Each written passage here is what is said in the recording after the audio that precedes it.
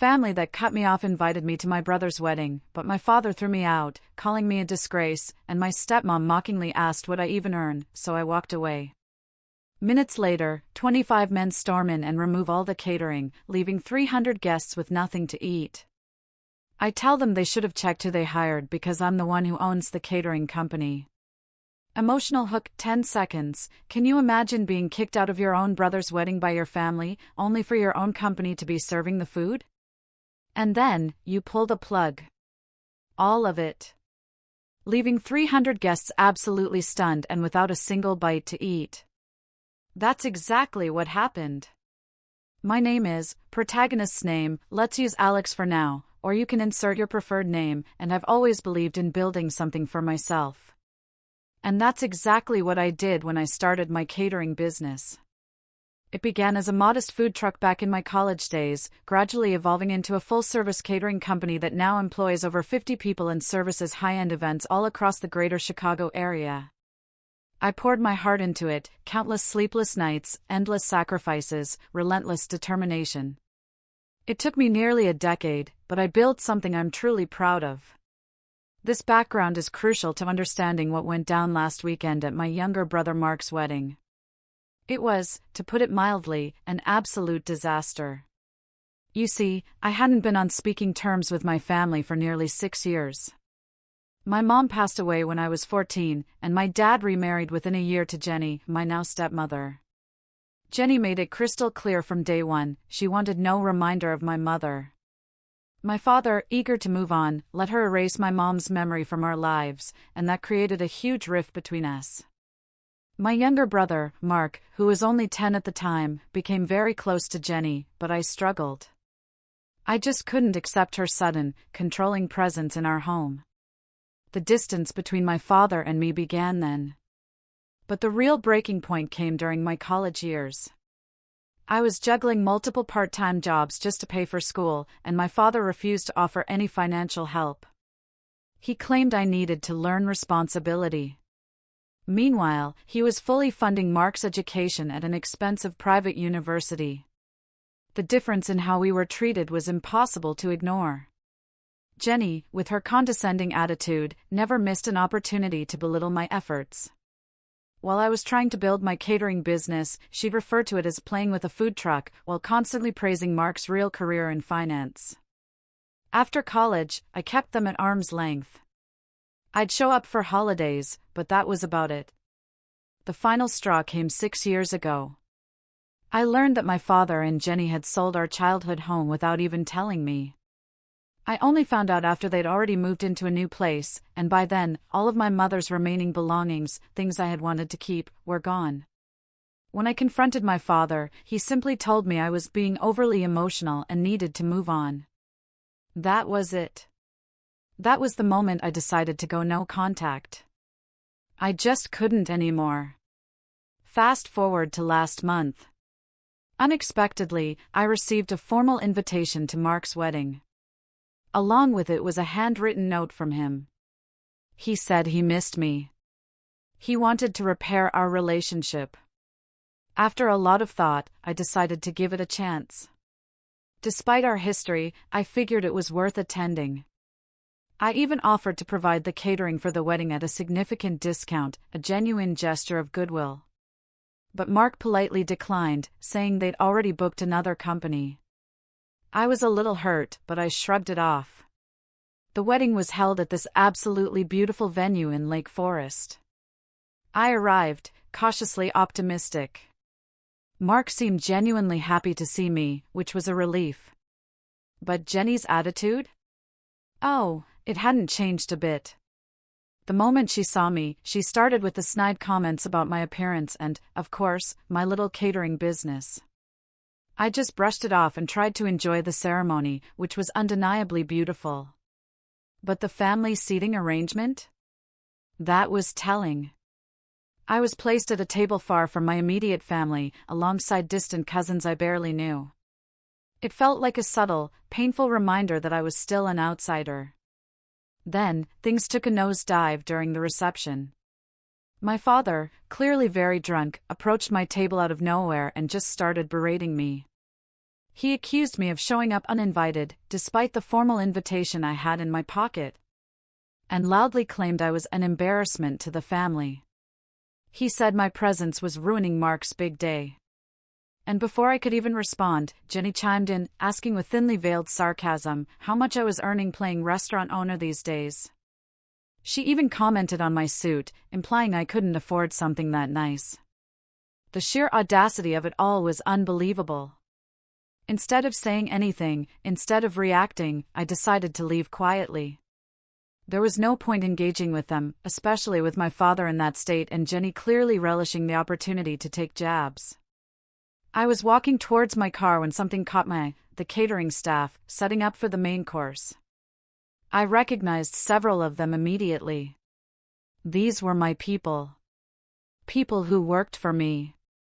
That's when it hit me. The catering company my business partner had hired for the wedding had recently been acquired by my company. The former owner had stayed on as a manager, so I hadn't been directly involved in the planning, but legally? The company, and this event, were now under my control. I pulled out my phone and called my operations manager, just to confirm what I was already suspecting. Sure enough, this was our event. I thought back to what my father had said. How I was an embarrassment. How I was ruining the wedding just by being there. And that's when I made a decision. If my presence was so offensive to them, then surely they wouldn't want my company catering their event either. I instructed my staff to pack everything up and leave immediately. Within 15 minutes, 25 of my employees had loaded all the food, equipment, and supplies back into our trucks and were on their way out. The chaos erupted shortly after we left. 300 guests were left without their main course or dessert. People started to realize something was seriously wrong. My father tried to intervene, but there was nothing he could do. The contract they signed with the previous owner of the catering company included a clause that allowed us to terminate service if there was any hostile or discriminatory behavior towards our staff or ownership. And that's exactly what had happened. I left my business card with the venue manager and told her to have my father contact my lawyer if there were any disputes over payment. The fallout was immediate. By the next morning, my phone was blowing up with messages from family members, accusing me of being selfish and petty. Mark sent me a long text saying I had ruined his wedding and proved Jenny right about me all along. My father, unsurprisingly, threatened to sue me for breach of contract. I forwarded all of their communications to my lawyer and promptly blocked their numbers. A couple of hours later, I started hearing from some guests who had attended the wedding. Surprisingly, several of them were on my side. They had witnessed the way my father and Jenny had treated me and said they were appalled by their behavior. One of Mark's friends, who had seen my catering company's work before, even reached out to apologize for how things had played out. He said he was impressed with how quickly and professionally my team handled the situation. This support was unexpected, but it reminded me that not everyone in the family was blind to what had really happened. As the days passed, I found out that Mark's wedding had made the rounds in social circles, particularly how it ended. Apparently, word had spread among Mark's colleagues and friends about the drama that unfolded, and it wasn't long before Jenny's carefully curated image started to crack. Some mutual acquaintances even mentioned that Jenny had tried to downplay the whole incident, blaming me entirely for ruining the reception. However, the truth was already out, and no one was buying her version of events. The damage had been done. I've been thinking about everything that's happened, and honestly, I don't feel guilty. I didn't crash their wedding or make a scene. I was invited and treated with utter disrespect. They chose to humiliate me, and I exercised my legal right to terminate a service. It was nothing personal. Just business. They didn't want me there, so they didn't get my service either. Simple as that. Still, I can't shake the feeling that I've somehow been drawn into a family drama that I had long hoped to leave behind. A lot of people asked about the legal side of things, and whether my father and Jenny were really planning to take action against me. The short answer? Yes. Just as I suspected, they threatened to sue. Right after the wedding fiasco, I contacted my lawyer to get ahead of any potential legal trouble. We went over the contract between my catering company and the previous owner, which was signed by either Mark or his wedding planner. The good news, the contract was rock solid. It contained a clause that allowed us to terminate services in cases where there's any hostile or discriminatory behavior directed at our staff or ownership. That clause was specifically added for situations like this, where things could get out of hand. To make sure we were fully prepared, I reached out to the venue manager, who confirmed that their security cameras had captured everything. The footage clearly showed my father approaching me, and while the audio wasn't perfect, it picked up enough to verify that he was berating me. Jenny's snide remarks were also caught on camera, making it clear that their behavior was hostile enough to justify the decision to stop catering the event. With this evidence in hand, I felt confident that my legal standing was solid. A few days later, my lawyer sent a formal letter to my father's attorney, explaining the situation. We laid out the details, emphasizing that the contract allowed us to terminate services due to their hostile behavior.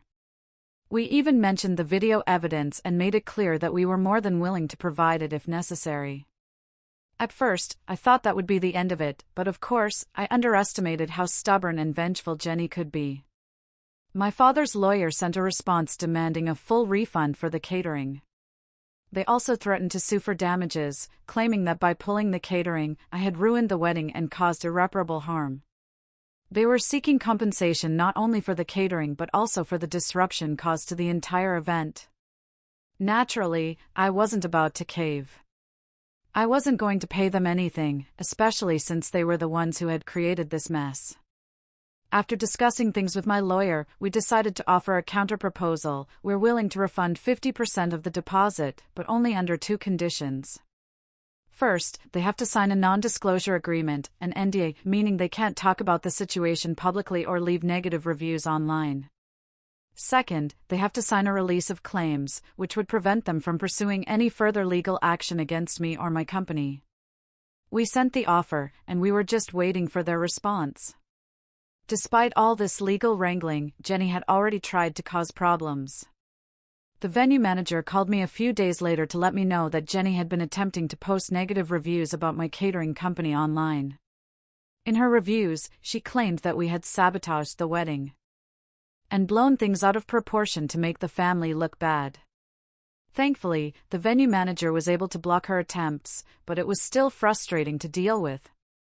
My legal team is keeping a close eye on the situation, and if Jenny continues to spread false information, we'll treat it as defamation and escalate accordingly. Interestingly enough, the chaos of the wedding led to some unexpected positives for my business. Several wedding guests have since reached out to compliment how my staff handled the situation and even expressed interest in hiring us for their own events.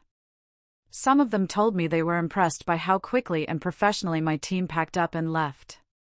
It's strange to think that a disaster like this could lead to new business opportunities, but that seems to be the silver lining in all this.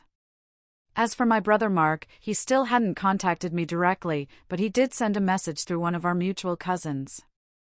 In the message, Mark admitted that he felt guilty for not standing up for me during the wedding. He said that he didn't want to cause problems with our father and Jenny, which is why he stayed silent when things got ugly. He apologized and asked if we could meet to talk things over. I had mixed feelings about this. Part of me wanted to give him a chance to explain, but another part of me felt like it was too late for that. For now, I decided to hold off on any meetings until the legal situation was fully resolved. On a personal level, I'd been reflecting a lot. In some ways, I felt vindicated for standing up for myself. My family had treated me like an outsider for years, and I finally drew a line in the sand. Legally and professionally, I knew I made the right decisions. But emotionally, this whole situation had been draining. It's hard not to feel a sense of loss, even though I've been estranged from my father and Jenny for years. Mark's wedding was supposed to be a celebration, and instead, it became a legal battle and a source of family drama that I never wanted. The weight of it all was starting to sink in. I was left wondering what the long-term consequences would be for my relationships with the rest of my family. Will things ever get back to normal? Can I ever repair my relationship with Mark? Or is the damage too deep? I didn't have answers to those questions yet, and it was going to take some time to figure it all out. Since my last update, things have only gotten messier, but at least the legal side is now behind me. Before diving into that, let me backtrack a little to fill you in on something I recently learned. One of my business associates, who had a working relationship with the wedding planner hired by Mark and Jenny, gave me some additional insights into what went down before the wedding. Apparently, the chaos didn't just start with my arrival, it had been brewing for weeks. According to my associate, Jenny had been a nightmare to deal with from the beginning. She insisted on making several last-minute changes to the flower arrangements, despite having already signed off on them. Not only that, but she went back and forth with the event planner over almost every detail. The wedding cake design was altered at least 3 times because Jenny couldn't make up her mind, and she even demanded a complete overhaul of the seating arrangement just days before the event. The event planner had to rearrange seating for over 300 guests more than once, which isn't just inconvenient, it's costly. On top of that, there were some serious tensions between Jenny and the venue staff. Jenny apparently made several condescending remarks about their professionalism, complaining that they weren't up to the standard she expected for such an upscale wedding. This was so ironic, considering the staff were some of the best in the business, and the venue was known for its top-notch service. Jenny also tried to get the band to play a different setlist at the last minute, even though Mark and his fiancée had personally chosen all the songs months in advance. It was one of those classic situations where Jenny had her hands in everything, making the planning process a nightmare for everyone involved. My associate told me that there were moments leading up to the wedding where it looked like the event planner was on the verge of quitting because of Jenny's constant meddling and impossible demands. But being the professional she is, the planner stuck it out despite the emotional toll Jenny's behavior was taking on the entire team. When my associate told me this, I couldn't help but feel a little vindicated. The stress and confusion I'd felt at the reception were clearly just the tip of the iceberg compared to what the vendors had been dealing with. Now, back to the legal matters. My father's lawyer finally contacted us, and they agreed to accept our settlement offer. After what I assume was a long discussion between my father, Jenny, and their legal team, they decided to take the partial refund and sign the non-disclosure agreement. This morning, they signed all the necessary documents, and we processed the refund, 50% of their deposit minus the costs already incurred for the food, staff, and travel. With that, the legal dispute has been resolved. The lawyer's letter was formal, and they didn't bother to include any sort of apology or acknowledgement of what really happened, but I wasn't expecting one. The important thing is that they agreed to the settlement, and I won't have to worry about any further legal repercussions from them. However, while the legal matter may be over, the personal fallout is still ongoing, and it's only getting worse. One of the more disturbing developments is that Jenny has been actively trying to undermine my business since the wedding. She's been calling several of my employees, trying to fish for information about how my company operates.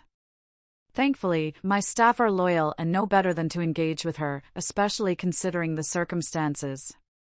We've instructed all employees to direct any and all communications from my family straight to our legal department. But it doesn't stop there. Jenny has also been reaching out to some of my business partners on LinkedIn, spreading false claims about my character and accusing me of ruining her son's wedding on purpose. It's one thing to be angry, but it's another to try to sabotage someone's livelihood.